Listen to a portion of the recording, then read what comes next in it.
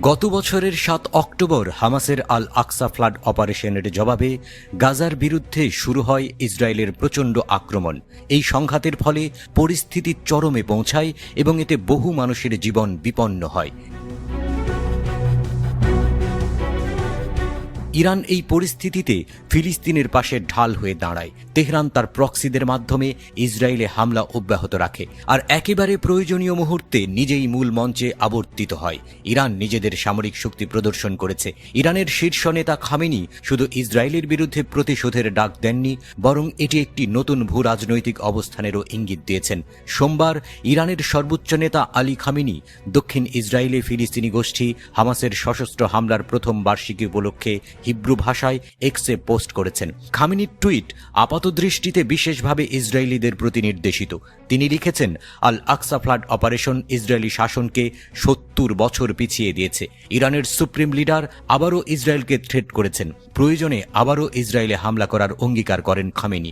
Operation আল Aqsa flood সফলভাবে পরিচালনা করায় ফিলিস্তিনি যোদ্ধাদের প্রশংসায় ভাসিয়েছেন তিনি।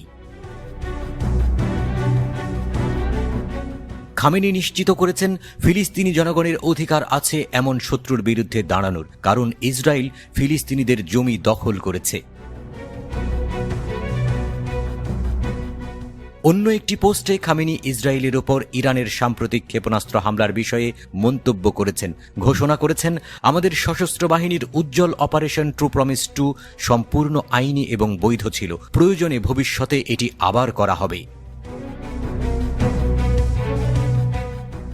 পরবর্তী একটি পোস্টে তিনি যোগ করেন, আমাদের সশস্ত্র বাহিনী যা করেছিল তা হল দখলদারি ইহুদিবাদী শাসক গোষ্ঠীকে তার ভয়ঙ্কর অপরাধের জবাবে ন্যূনতম শাস্তি প্রদান করেছে। ইসরায়েলি রক্তপিপাসু নেকড়ে সদৃশ শাসন ব্যবস্থা।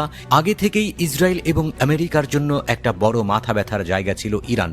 লেবাননের হিজবুল্লাহ, ইয়েমেনের হুথি অথবা সিরিয়া ও ইরাকের বিভিন্ন সশস্ত্র গোষ্ঠীর অস্ত্রশস্ত্রের পেছনে ইরানের সম্পৃক্ততার কথা এসেছে বারবার। ইরানের সশস্ত্র বাহিনী বা অস্ত্রশস্ত্র নিয়ে পশ্চিমাদের উদ্বেগ ছিল অনেক আগে থেকেই। আয়রন ডোম সহ শক্তিশালী প্রতিরক্ষা ব্যবস্থা থাকলেও গত ১ অক্টোবর ইরানের হামলা পুরোপুরি ঠেকাতে পারেনি ইসরায়েল। ওই হামলার পর ইরানের শীর্ষ নেতা জানান, ইসরায়েলের অস্তিত্ব কৃত্রিম, এটা টিকবে না। ইসরায়েল পুরোপুরি আমেরিকার সহায়তায় কষ্ট করে নিজেদের অস্তিত্ব ধরে রেখেছে। গাজায় শুরু হওয়া যুদ্ধের বর্ষপূর্তিতে হুঙ্কার দিয়েছেন তুরস্কের প্রেসিডেন্ট রিসেপ তাইয়েপ এরদোয়ানও। এরদোয়ান বলেছেন, ইসরায়েল গাজা উপত্যকায় যে গণহত্যা চালিয়ে আসছে তার জন্য শীঘ্রই মূল্য দিতে হবে। তিনি বলেন, গাজার নিরীহ বেসামরিক নাগরিক, বিশেষ করে নারী ও শিশুদের মৃত্যু আন্তর্জাতিক মানবাধিকারের বড় লঙ্ঘন।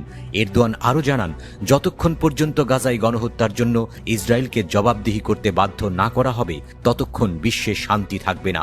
তিনি বলেছেন, তুরস্ক ইসরায়েলের বিরুদ্ধে কূটনৈতিক ও অর্থনৈতিক লড়াই চালিয়ে যাবে।